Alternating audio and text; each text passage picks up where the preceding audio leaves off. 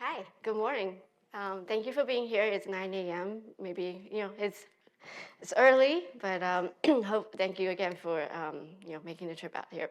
So it's been a really amazing day and a half so far at Midas. And so, as a composer, I was trained at conservatorium, and my pathway was kind of, in some ways predictable, but I would never have imagined I'll be standing here and talking with you about the thing I'm about to talk about. So life is funny, but I'm thinking of myself as being extremely lucky to be here and speaking with you this morning. So um, I'm structuring my talk today as kind of going from what I do as a composer and some of the things I consider are important in the way I construct works and how that goes into this latest research project I have with my colleague Chris Donahue at CMU, and how all of my decades of work in composition influenced the way I think about this new technology that is AI that's shaping our lives today. So a little bit of background. I think it's important for me to situate um, where I came from and how I came to be here. So I was born in Taiwan, smallest circle up there, but mighty. I moved to New Zealand, and then my family moved to Australia, where I spent most of my formative years. Moved to San Diego, and then slowly moving back towards Asia, I guess, the circle of the globe here. I currently live in Pittsburgh. I teach at Carnegie Mellon. So I think because, in my life, I move quite a bit. And one thing that's consistent from the age of 4 for me is being able to make music. And no matter where I moved to, music was always the thing that took me there.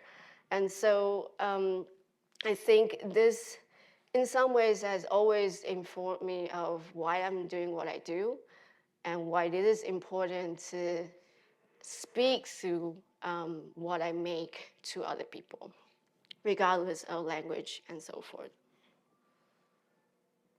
So here are some snapshots of stuff I've done.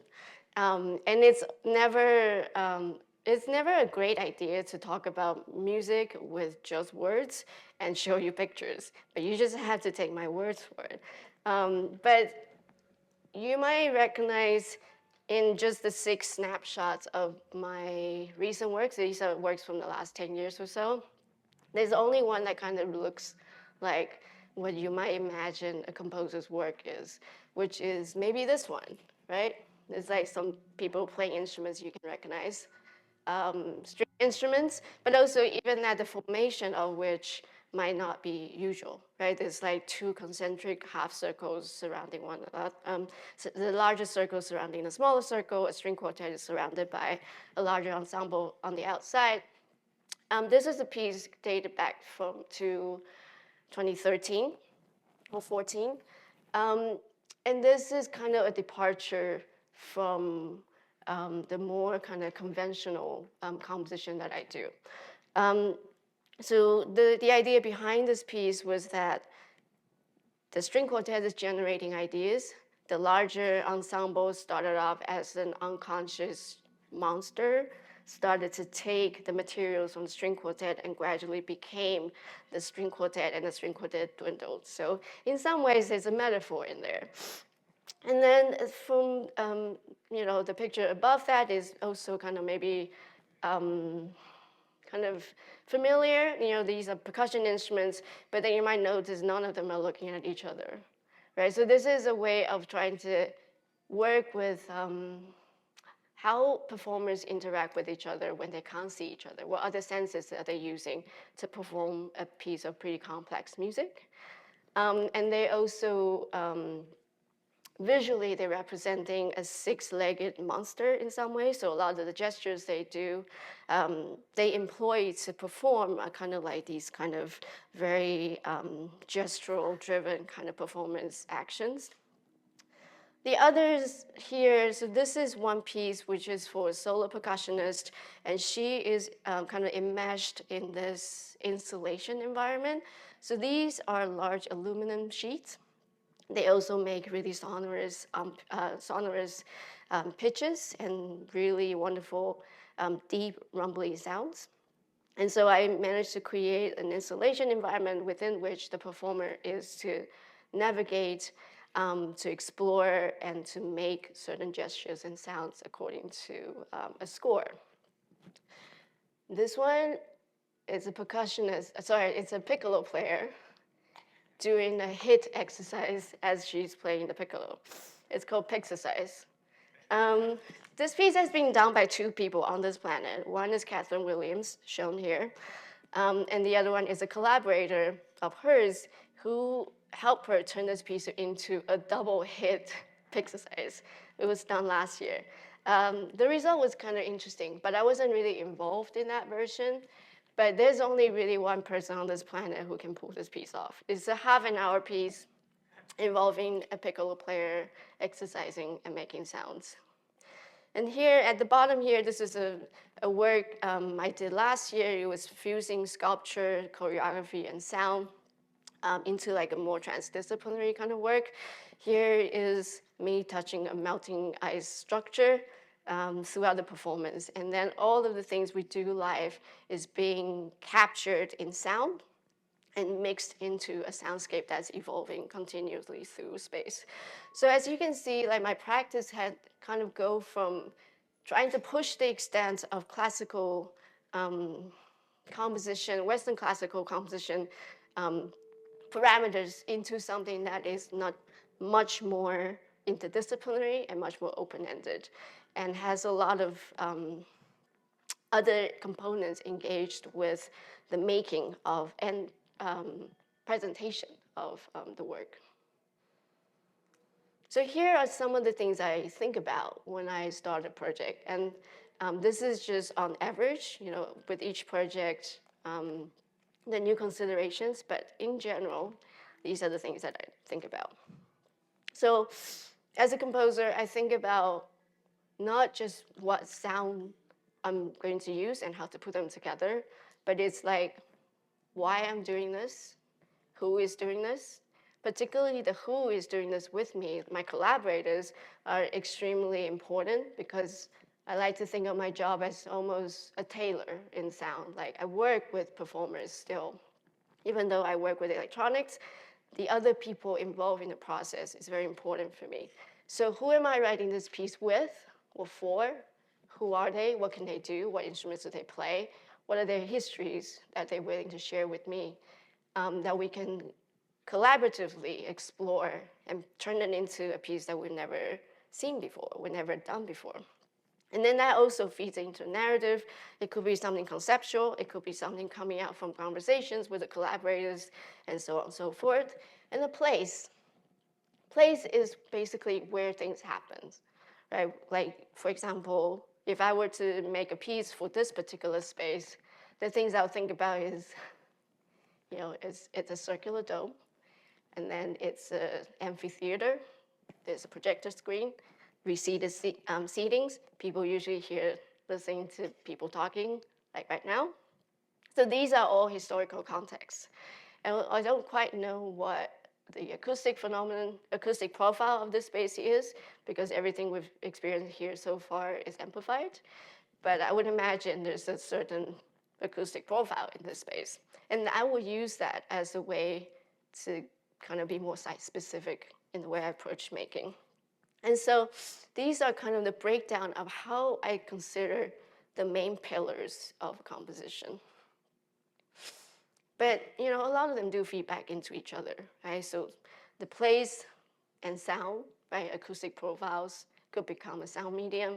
Who I'm writing with, what they play, how they can play their instrument feeds into what I design for the sound components. The narrative and place could be related, right? Maybe I'll write a piece about circular shapes for this space. Then that also becomes a concept itself. And then narrative and sound together is kind of more typical, right? So what is the concept, and how do I represent that in sound. And so ultimately, I know there are people who just happily write or create work and never expect other people to see it or to hear it, and they're happy just because they can do it. But for me, I always think about who's listening to it, because for me, that is why I do it. I don't want to make music that nobody shares with, who nobody wants to like come and experience with. So I always think about composition as a three-part equation. There's me coming up with some kind of idea I want to explore. I find the people who want to do it with. And then I think about what are the other people going to think about this? And of course, I don't anticipate what the other people's experiences are going to be. Because for me, the fun part is when they feed back to me. Say, hey, this thing I heard that you made me think about this thing. It might be something I completely never thought about, but that's where the fun part is, the feedback loop of it. And the way each person think about how they experience these works are formed by their individual perceptions, right? So like how you think about, how you experience certain things is very deeply rooted in who you are and what you've been through, and so on and so forth. So it's a fairly complex synthesis of all the things that goes into creating a piece of composition for me. And I can't say this for everybody else, because I only know myself better than, than anybody else. So ultimately, this is what I believe what my job is as a composer. So to kind of break it down a little bit, this is kind of traditionally how we think about composer's job, right? Like the kind of pipeline for a piece of music to come into fruition, to be performed. Score, somebody performs it, outcome. Sounds pretty similar, familiar, right? And then this is kind of like the typical flow chart of whose job and responsibility it is to get to that stage. But here are some of the more intricate questions then. So the composer is supposed to be in charge of what happens, basically, and what happens when and why and how, and control of the time, the structure within which things happen. The performers or the collaborator's job or the action, or the kind of actors in this scenario is how do they interpret these information coming out from the composer, right? And how do they internalize or embody these intentions through their instrument of choice to present it to the audience? And so the audience's job is typically pretty passive, right? You take in what you've been given, being presented, and then your job is to synthesize it for yourself. What am I hearing? How am I experiencing this? Do I like it? Do I not like it? Why? Right? So these are all the things that we consciously or subconsciously thinking about as we experience a piece of music in live performance. And so some of the things that might be at play for an audience member will be music, sound, any visual elements that's happening in real time, right? Performers, violinists doing this, we know, we expect to see this, right? It makes us feel like, oh, I know how this works. You know, your image, the image you have in your head, your kind of internal model of what a violinist should do is matched with what you're seeing in real time. Bless you. And so all of these components, right? You see a violinist doing this. I'm not a violinist, I'm just gesturing, pretending I'm a violinist. This makes sense. If anybody just do this, oh, they're playing a small string instrument. This is a bigger violin. This is an even bigger violin. But you know, like this is a double bass, right? So like the gesture itself conveys so much information. So that is expectation. You expect somebody to do the things you've seen and you understand to produce certain outcome. And that is one of the things that we, in our minds as we experience performances, it locks in, like the visual elements and the sound components locked in, and that makes us appreciate what we see. But sometimes it doesn't go that way, right? Sometimes that expectation is reverted. And so, for example, if, a typical example like a violinist, if you go see a folk band, the violinist might be playing the violin like this. Maybe some of you have seen it. And then even just like plucking strings, that's a little bit outside of the canon, a little bit strange. Where if a violin was being played down here, that's like strange. But why? Why is that strange? Because it doesn't match up with the expectation, the model we have built for ourselves within the kind of historical, the kind of background, cultural understanding that we have put for particular instruments at a particular setting. And so, wrong side. And then for the performer, as they're going through embodying these scores, they are using their body to present somebody else's intention. And historically, in Western art music, the composer's job is to give you a piece of music, you go and play, and do not make a mistake. It's a very top-down, hierarchical kind of practice. And so that's why we have a lot of almost deified composers now, because we call them masters, and you should not make a mistake in performing their works. And we're living in a time where that practice is very much challenged. And especially in contemporary music practices, we started to finally acknowledge that performers are people too. And so how do you respect their boundaries as they perform your work, right? How do you make sure they are being valued as a contributor in the process? Now, those are not necessarily the things that people in my field care about. A majority of them still think about it in the back of their head, but they don't really confront it as part of their practice. But I think for me personally, once I've recognized that, it's really hard to not see it. So I made it into my own practice to try to think about ways of incorporating the musician's own agency, their freedom of expression, freedom of interpretation into the process of thinking about a work.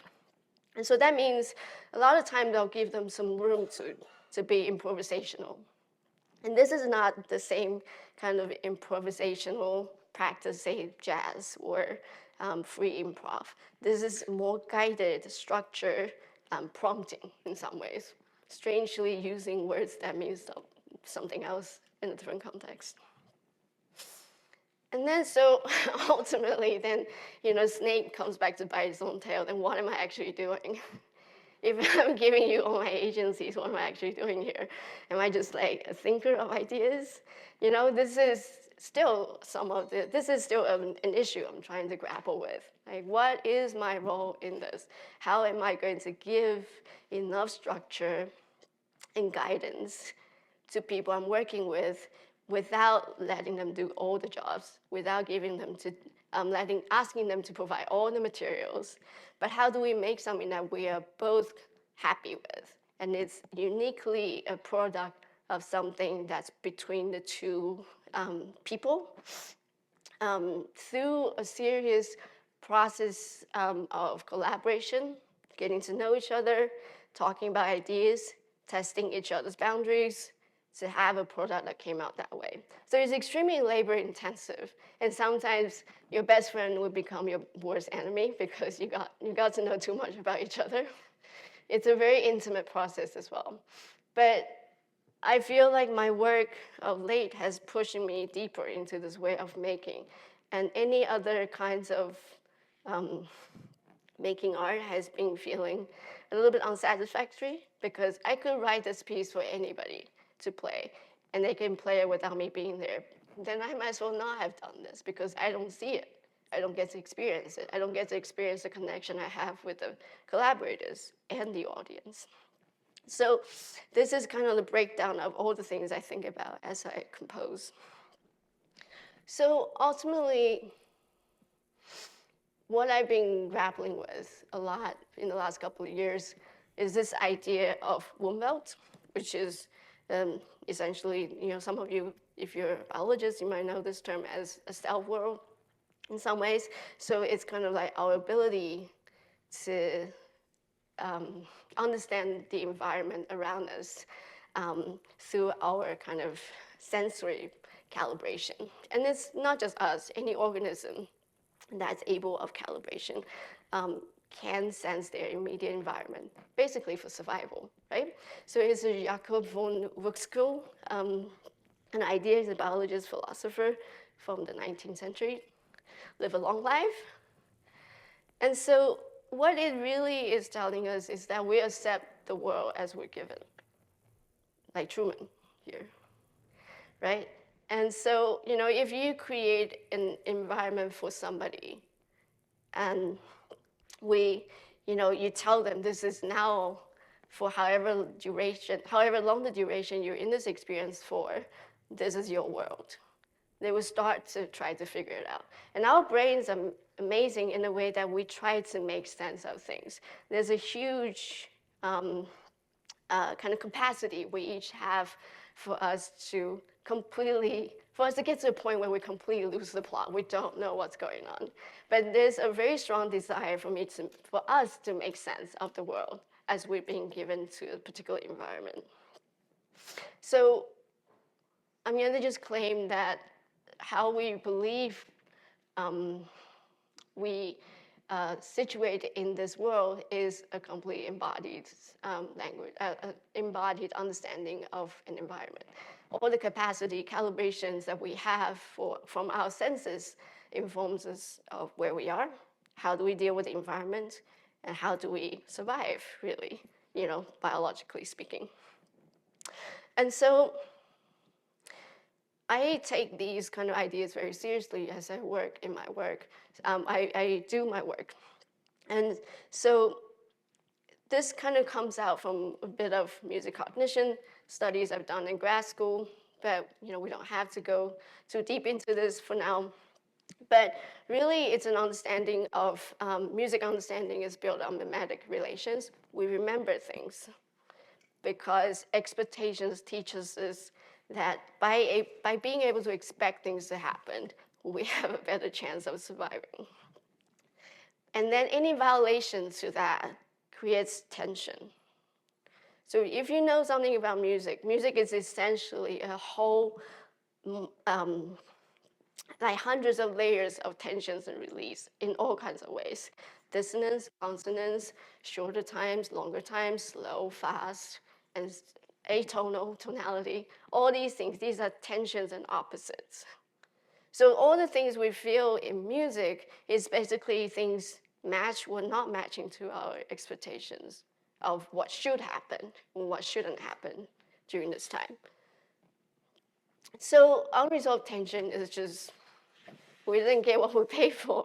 I want my money back, right? And so imagine, happy birthday to you. Happy birthday to you. Happy birthday to you. The end. Have a great, what's the day today? Tuesday? Right? You get the feeling. There's like, that feeling you just got, that is unresolved tension. Because you expect the force first to come in, and I didn't give it to you. Even though I didn't even sing it, right? It's so ingrained. And so why do we even want unexpectedness in music? What does that make us feel? Like, we just want to feel good. Music makes us feel good. It's what it's for. Nobody wants to make music because it's boring, but we just want to consume it because it feels good. Well, wrong, because being conscious is your ability to reduce unexpectedness, right? And so this part, for me, is really important because unexpectedness needs to be present for this equation to be real. You can't have all the good things. You need some things that you didn't think was there, and that's how you can progress. And in terms of making music and making art, this is an opportunity for experimentation. What are expected? How can I push the expectations further? Well, how can I push the unexpected outcomes further so that when you get rewarded for your expectations, it feels better than good? right? So this is a ground for a really rich experimentation. Like, what is unexpected? Violin play this way, we'll play in this way.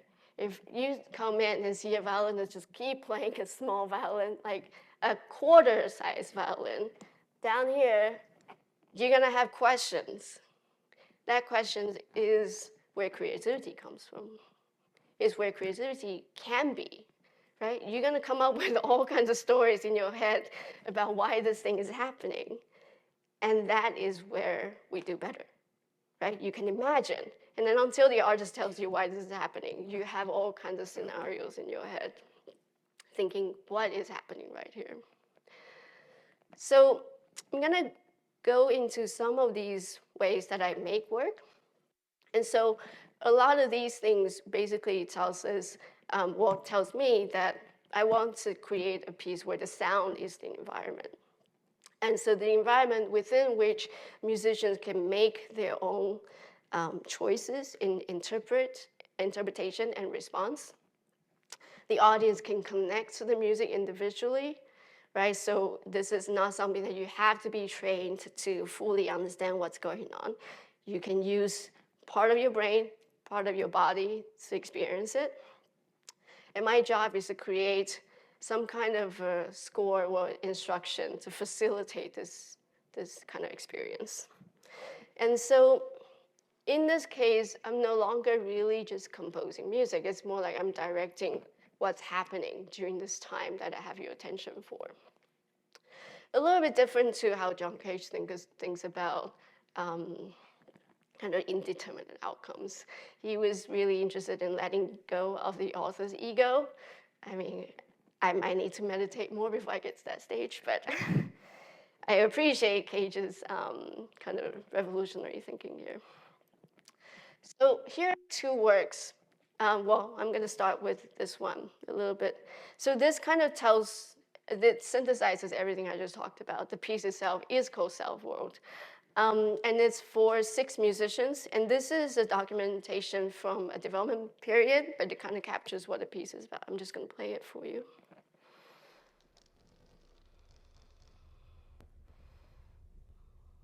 Ooh. It's not loading. Let's see. Hello, you drum.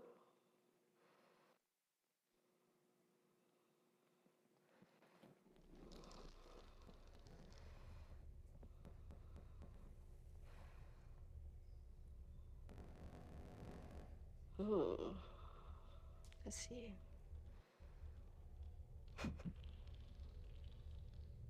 Hsieh, the Sound Collectors Lab, and Okay. Rubik's Collective.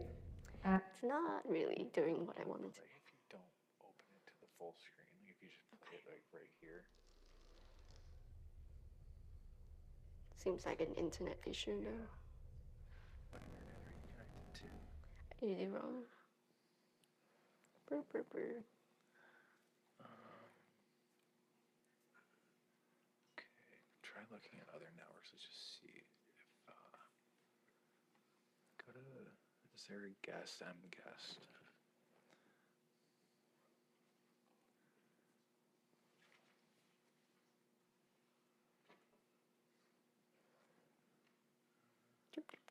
Yes. I trust you guys. Okay, now let's See see if if that does the trick. Oh, great. Band to the rescue. Thank you. All right, take 2.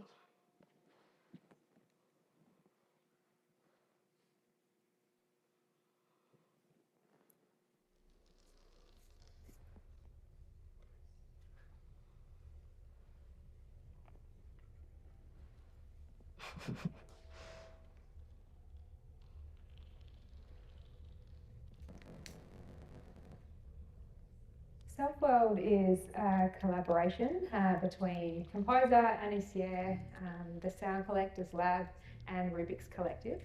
It's a work for 6 performers, cello, bass trombone, bass clarinet, and 3 percussionists. We created this structure which encases the audience and performers alike. An instrumental environment made of different types of sheet materials.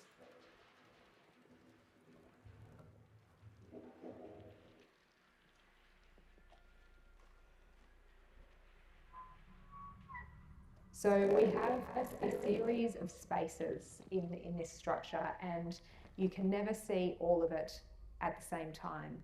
That means that different audience members, different performers will have different perspectives on where we are in the creative work, what's happening in the music, what it sounds like, depending on where they're situated in the environment at any given time.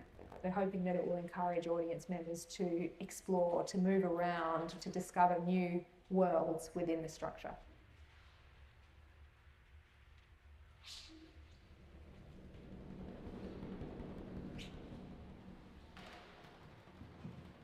We knew from the beginning we want to generate as many sonic material. Okay, speaking of expectations, how was that for you? The unmatching reading, I planned it all. This is a performance art piece in turns out. So, but anyway, you get the idea, right? We don't have to go through the rest of this. So here is a little bit of a breakdown of what happened here. So the sheet material here is a projector film, basically. So theater people use this to kind of filter out light. So they have like a more kind of, if you use this in a filming location, you get like a fuzzy kind of nostalgic look. I came to possess some of these materials through a colleague in the lighting department in School of Drama at CMU. And then I was hooked, and I was like, I want more of this, and these are very expensive plastic sheets. We spend a lot of money buying these things. I will reconsider if I ever do this again, but it looked pretty. So these plastic sheets were used as instruments. As you can see, these sheets, they can shake it, they can put a microphone next to it, they can articulate it with beaters and things like that. This came out from this idea that's really well known in contemporary music, particularly percussion contemporary music, as using found objects, a water bottle, a can, a desk. Anything you can find that doesn't resemble the kind of traditional notion of an instrument can be used as an instrument to make sound. Again, this primarily came out from a very Cajun idea of, sound is music. So you just have to tune your ears differently to perceive different sounds as they come out as potentially musical. And so this, because nobody has ever seen or played with these instruments in this sextet that I assembled, 3 of which are percussionists. So they're very used to exploring the affordance of unusual instruments. And so they had to define the new instrumentality of these sheets. So a lot of the times, this is a 2-year project. A lot of our workshops is to find out what can we do with them. What sounds do they make that is not just, the big whooshy sound for plastic sheets. What can we do with them artistically, creatively, and dramaturgically? And so we erected this environment with a lot of them, and then so audience can walk in and out, and there's spatial audio around them as well. And the musicians are also sources of sound as they move around. So depending on where you are in the space, you'll always hear different things coming out. So this is what a score looks like. It's basically a sheet of time-coded instructions of who needs to be where doing what. And even for the performers, they don't really know what the other people are doing. They just know who they need to be with at what time, at what sound cue. So everybody has kind of like access to a time, like a timer of some sort. And I was creating the live electronic soundtrack in real time. So I could also prompt them to go to do things as they move to the next time-coded events. And so this is, the piece was never really finished going into rehearsal, right? Coming out from like the more traditional thinking, the composer arrived with a stack of scores giving out to people. That didn't happen. They didn't have anything to work with except some of these sound materials I created and asked them to come out with their own materials in response to what I have given to them. And when we all got together in June 2023, we spent a whole week trying to put the piece together. That's when the composition happened. And then we did 2 showings of this piece for an invited audience. So I'm just gonna quickly play you a little bit of these sounds that the musicians were given ahead of time to create their own responses.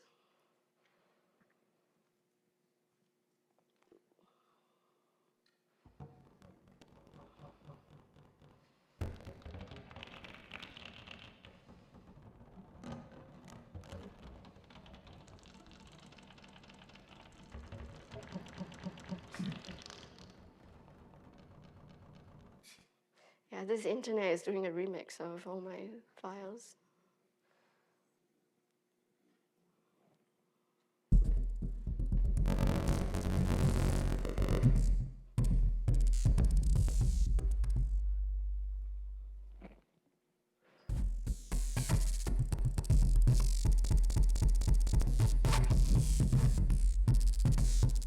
Okay, that was one of them.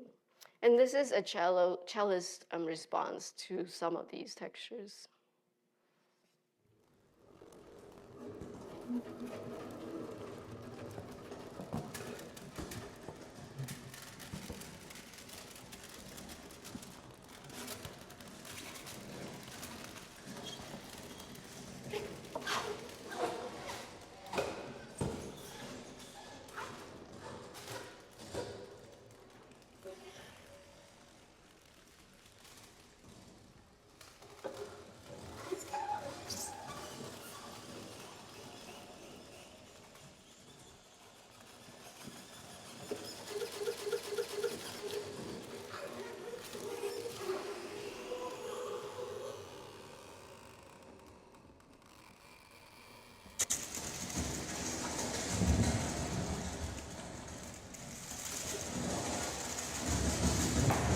It's not playing, but you can imagine the sounds you heard were basically two percussionists trying to attack this cellist with microphones as she is playing with the little sheet of this plastic materials on her cello.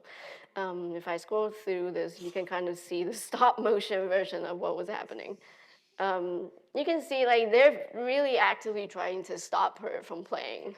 And the effort of doing this was the sound result. So this is again, right? How do you play with expectations? The concept here is that she is struggling to accept the environment that she's been given, but she's trying to make use of what she can with the setup that she's given. And so these two percussionists, their original job was to just capture the sound that she's making because it's so physical, we couldn't attach a kind of a smaller microphone on it. So they just became like a mic holder. And then our dramaturg came in, she was like, you should actively try to capture sound. And it kind of evolved into them trying to stop her from making sounds. But the result of this is something I didn't anticipate. It was so visceral. Experiencing this live, watching her do it, watching these performers do it, and listening back to the audio were both very visceral because what we're embodying in that situation is like, I'm trying so hard and they're trying so hard to stop me. We relate to this situation, but we're not expecting what the outcome is going to be. Therefore, that gap between what you understand as a human to what you don't understand as an audience, that was an interesting gap to kind of maneuver and try to like move around within. So I'm gonna move into something that kind of, I guess, why I'm here. Musica Subtilior is a project that kind of came out from a couple of, at least works from my work from the last decade in like looking into these kind of relationships of like, what instructions am I giving on the score and how they being interpreted. And a lot of my scores, as you could see from the previous slide, it kind of started to look like this. And some of them have more graphics than the other, but usually they kind of have departed from what you typically imagine what a musical score looks like. So this is a collaboration with Chris Donahue from CMU CSD, and his students from G Clef Lab, and my own students in electronic music. And so the idea here is we want to put musicians on the same table with music AI researchers. And hopefully there's a conversation that goes both ways that would encourage adaptations of ideas and technologies on both sides. So my students are always very resistant to a lot of the AI tools out there. A lot of the AI researchers in music do not understand why they don't like their tools. So for a lot of the efforts that Chris and I have been doing this year particularly is just to get a conversation going. What do they need? What do they want to see? And what are they making? How do they kind of start thinking about why musicians might resist certain ideas? And so this is Chris. Hello, everybody, meet Chris. So I'm gonna take a step back and just kind of show you what this, the impetus for this project came from. So this is a piece from 2019. It's a graphic score I made in 10 minutes on the train ride. And I was surprised that it has a long life because sometimes you spend a year working on a piece, it only gets played one time and never see the daylight again. This piece does go around the world for some reason, and I don't know why. These are the only instructions you get. And then a 10-second performance of this kind of sounds like.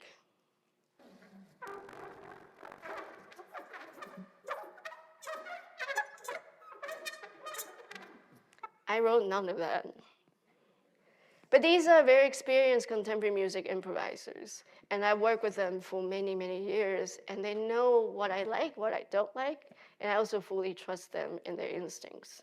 So they made a recording of this piece. It was released. And there's a YouTube video about this. And then this is another performance of it last year in Berlin as part of the Mies Music Festival, which is March Music, which is a big springtime experimental contemporary music festival in Berlin. It was done with 8 musicians on stage.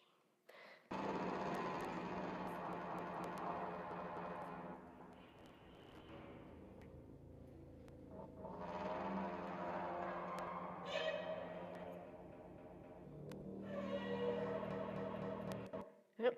Yeah, I mean, the internet is prohibiting video playing. So, but you can already see they're fundamentally very different. Like this one has 8 people surrounding the entire theater. And then whenever they stop playing, there's a light that lit up where they are. And then the idea in this application is to wake up the space for the rest of the evening. So it's the same score, and I was present in both of these performances. And what makes them come out and think they can just take the liberty and exercise the score in completely different ways, right? And of course, being there and like kind of talk through the process with them and to get to know the performers individually really helped to kind of solidify what I was looking for and what they can give me, right? So the second performance also has the luxury of learning from the first recording, which is now becoming strangely the definitive recording of this piece because they came out first. But being the nature of a graphic score representation, it would never be the same. The next time somebody plays this piece, it will still not be the same. But they should tell me their decisions, and I would like to be there and see how that changes. And so, this kind of ties into some of the things that we're thinking about in this hobby project, which is how do people instantly relate to these, kind of like animalistic looking patterns, right? What are the spikes do to their psyche, to the musician's mental image of the sound that should come out, right? What is prompting them to go with these very aggressive sounds and these like kind of short attacks of sounds? Like what is it about the way I drew these graphs that inspire this interpretation? So just quickly, this is also just a way to kind of think about what written scores can be embodied, right? How can they be embodied and to create the results that we want?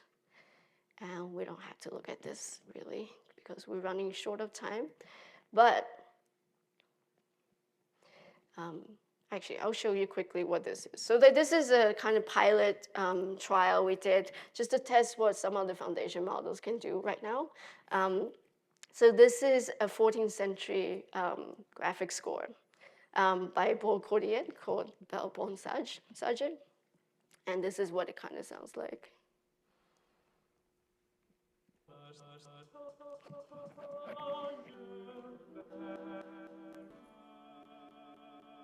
Yep. And then you get the idea, right? So like beautiful interpretation by Claude here. So we put in a lot, like maybe like 10, 15 graphic scores that we can find on public domains, and we fed it to ChatGPT, Claude, and other kind of LLMs. And one of our grad students used a kind of circle detection kind of software to create different MIDI playbacks, and they all kind of sound like garbage. Which is fine. I mean, we expected that. We didn't expect anything to have, like groundbreaking sounds coming out from these interpretations. So that is basically our way of testing a hypothesis that this kind of sucks, and it did. And so what we're trying to do right now is to kind of move forward with multimodal translation. We're currently building, we're kind of using the graphic scores we had at the music library at CMU. And we're like scanning a lot of these graphic scores and try to identify recordings, trying to build up a data set, and then using multimodal AI music translation tools that Chris's lab is currently building, trying to figure out a way of like identify patterns within which that particular shapes or calligraphy kind of inspires certain shapes of sound. Again, we don't really know what we're going to find. This is also highly hypothetical. We might find nothing. But I think if we do find something, it might unlock some aspects of telling us why we intuitively feel connected to certain shapes and how musicians translate those shapes into their chosen instruments. So I'm really glad we didn't have to go through the Suno slide, but as a text to music is where we're at. But I want to leave with a final thought here. So we're seeing a lot of music being prompted by text right now, not just music, art as well. And it's probably not making a lot of artists happy. But this is also asking us to redefine what's intention and what's result, especially in art practices. What are you intending to do? Why? How? Why is this tool even made? For who? Right? Are you benefiting the society or are you not? What are you trying to provoke here? Right? So these are a lot of questions that I'm not seeing a lot of engineers asking as they just try to make things because nobody else has. Like, I want them to be more cautious about and careful and considerate about what tools are being put out there. And in unpredictability, like I said earlier, is the incubator for creativity. But also, because AI tools are so good at generating unpredictable outcomes right now, even though it's usually within a refined parameter. The gloop that comes out from it is a little bit unobtainable, right? It's also like you don't really know how to shift through a lot of these things. We need better control parameters, right? And so this kind of prompts us to like really want to step forward and make new approaches and like think about new approaches where we can kind of use these generative materials in some cohesive and meaningful ways. So here's the final thought I want to leave us with. I think we should learn how to control these entities better as artists. And I think that is one step we can take in the progression of artistic practices. And this is my way of kind of labeling out what humans and machines can do better than the other.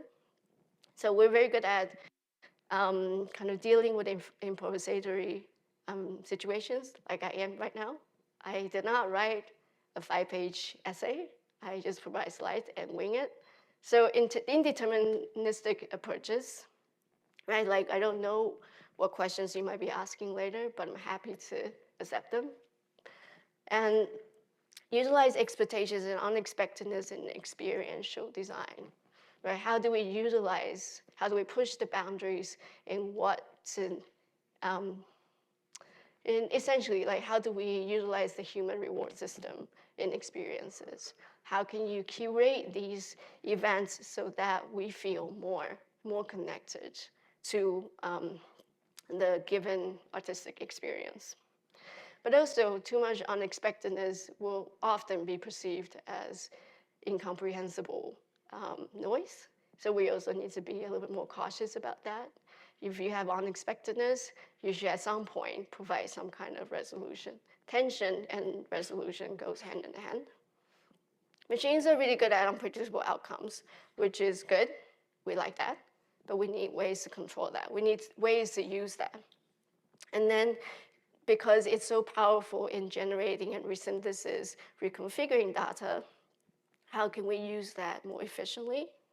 It's not really good at self-correcting, even though, if you have chatted, you try to code with Claude in some capacity, you know you have to fix up a lot of problems for them. It's not very good at self-correcting, but it can do very quick prototyping for us, right? So we can work with that, but it doesn't have the substance. So here is what I think one way of thinking about what the future in our practices is. We can find new ways to generate ideas or materials, generate structure that can contain these materials, facilitate and to try to tame them in some way, so that the outcome is still connecting, is still tapping into our experiences as humans in some ways, right? And so I want to finish off with this quote by Rebecca Solnit, one of my favorite writers, from her book, I think from 2013, The Far Away Nearby, where she talks about why we tell stories. And she says that telling stories is probably the most empathetic thing we can do as human beings, because you try to imagine being the other person, using all your innate knowledge of how it is to be a person. So he says, each of us is an island of sensations continued to the realm beneath our skin. But a great deal of migration in importing and exporting connects most of the island to each other. And I just want to give a last shout out to this graphic visualizer in the background. It's by dear friend Jesse Stiles here, and his partner Angela Washko, both at STEMS. So thank you very much.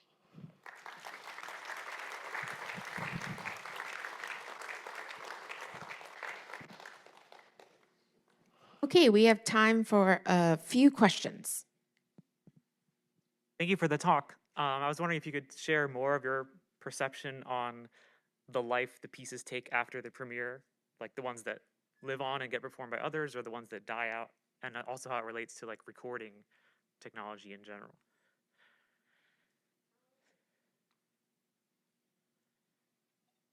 I think we're living in a time where recorded pieces is no longer a direct outcome of a new piece of music, just because